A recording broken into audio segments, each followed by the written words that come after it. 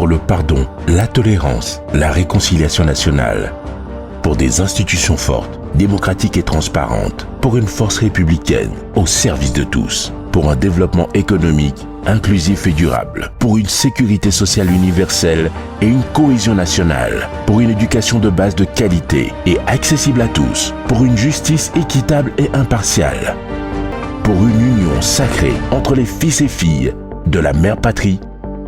Nous avons créé le MPDD, l'alternative à l'alternance. MPDD, le Togo, à nous tous. Faisons notre part. Le Togo, à nous tous. Prenons notre part.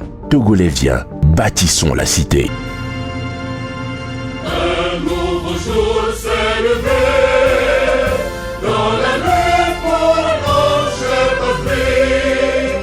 Pour l'élection présidentielle du 22 février 2020, le MPDD et les forces démocratiques de la dynamique Monseigneur Podjoro portent la candidature du docteur Agbeome Mensah Kodjo. Agbeome Mensah Kodjo, né le 12 octobre 1954 à Tokli, dans la préfecture de Yotor au Togo, est un homme d'État, un républicain et un réformiste. Député à l'Assemblée nationale et président de la Commission Défense et Sécurité, il est titulaire d'un doctorat en sciences de gestion des organisations en 1983 à l'université de Poitiers en France. Il fut de 1993 à 1999 directeur général du port autonome de Lomé, qui l'a totalement structuré et transformé à l'un des poumons majeurs de l'économie togolaise.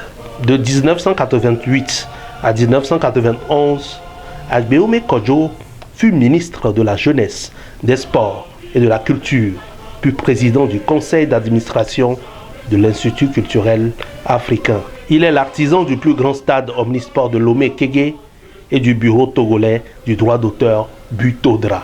De 1992 à 1993, il occupa le poste de ministre de l'administration territoriale et de la sécurité.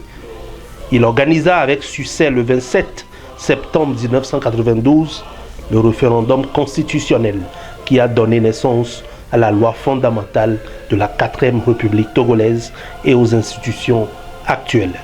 Il devient en 1999 président de l'Assemblée nationale et organise avec succès le Parlement des jeunes et facilite la délivrance du passeport togolais. Il est par ailleurs l'artisan du siège actuel de l'Assemblée nationale togolaise. Devenu Premier ministre et chef du gouvernement en l'an 2000, il démissionna en 2002 face au refus du général Eyadema de faire des réformes majeures de la gouvernance au Togo. Il est l'artisan du siège actuel de la présidence de la République togolaise. Agbeome Kodjo est président national de la formation politique au but devenu en octobre 2018 Mouvement patriotique pour la démocratie et le développement MPDD. Son charisme, ses valeurs et ses compétences lui ont permis d'obtenir le 2 décembre 2018 à Lyon la distinction de docteur honoris causa. De plus, son activisme et son expérience politique dense lui confèrent une connaissance pragmatique du terrain politique togolais et de l'Afrique. Le 31 décembre 2019, il est désigné comme le candidat unique de l'opposition démocratique par la plateforme Monseigneur Podjoro pour l'élection présidentielle du 22 février 2020. Il entend mettre son expérience au service de l'espérance du peuple togolais.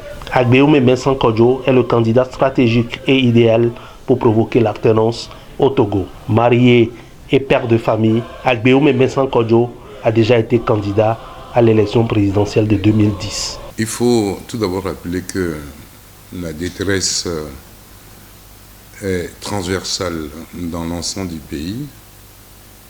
Manger aujourd'hui pour la majorité des Togolais est un parcours de combattants. D'ailleurs même, parmi les forces qui portent ma candidature, il y a une formation politique, les rassembleurs, et dont le slogan est 3 repas par jour. Ça veut dire que c'est une réponse. Et donc, nous allons faire en sorte que le Togo qui est clivé aujourd'hui, puisque certains ont tout en surabondance, Et d'autres non, en surabondance que la misère. Nous voulons donc mettre tout le monde devant ces réalités et faire en sorte que nous puissions avoir un pays uni. Un pays qui travaille ensemble, un pays qui rêve un Togo meilleur. Nous sommes debout pour la victoire. Au rang de ces mesures, le salaire du personnel de la fonction publique seront révalorisés pour réduire le cycle de surendettement dans lequel la répartition des revenus les confine. Le SMIC sera révalorisé et toutes les pensions de retraite seront revues à la hausse. Aucune pension de retraite ne peut être inférieure au SMIC. Il n'est pas normal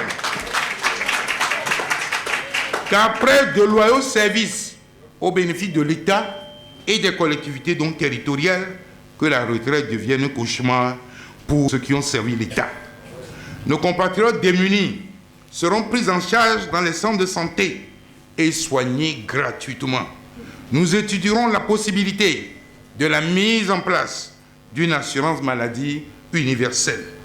Nous construirons dans tous les chefs-lieux de région des hôpitaux modernes aux normes internationales avec un plateau technique adapté et un personnel hospitalier compétent avec des salaires revalorisés et des meilleures conditions de travail tenant compte de la pénibilité de leur métier.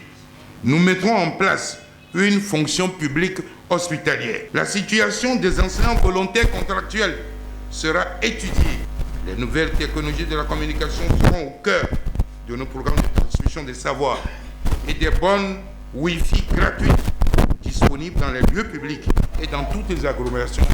L'habitat social et la question de l'accès à la propriété privée sera une préoccupation afin de permettre à tous ceux qui le désirent, surtout les jeunes qui démarrent leur carrière professionnelle, d'avoir accès à la propriété privée. L'autonomisation de la femme sera une de nos priorités.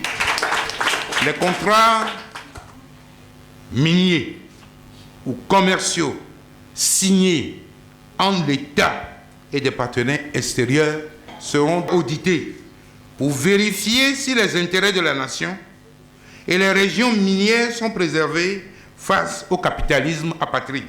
Après l'alternance, le passeport togolais, la carte d'identité nationale et le permis de conduire catégorie B auront une validité de 10 ans et la quittance à payer sera respectivement 10 000 francs CFA pour le passeport, 2 000 francs CFA pour la carte d'identité et 5 000 francs CFA pour le permis de conduire. Les conducteurs de taxi moto, les émigrants, seront définitivement exonérés de tout acte fiscal pour des raisons que tout le monde comprend. Nous donnerons du moins à l'armée un vrai statut. La coopérative militaire d'épargne et de crédit subira des réformes. Restituer la totalité, je dis bien la totalité, des primes de mission de la paix aux bénéficiaires sans aucune retenue. Les primes de départ à la retraite des forces de défense et de sécurité seront bonifiées. La prise en charge accordée aux militaires en matière de santé sera revue et améliorée. Faire participer effectivement aux missions de maintien de la paix des corps de pénitenciers et de forestiers, puis examiner le cas de travail de ces deux forces pour plus d'efficacité. Mes chers compatriotes, ce rendez-vous du 22 février 2020, vous l'attendez depuis. Dieu nous y conduit. Soyez mobilisés, déterminés. Dès l'ouverture du scrutin, 7 heures, sortez massivement.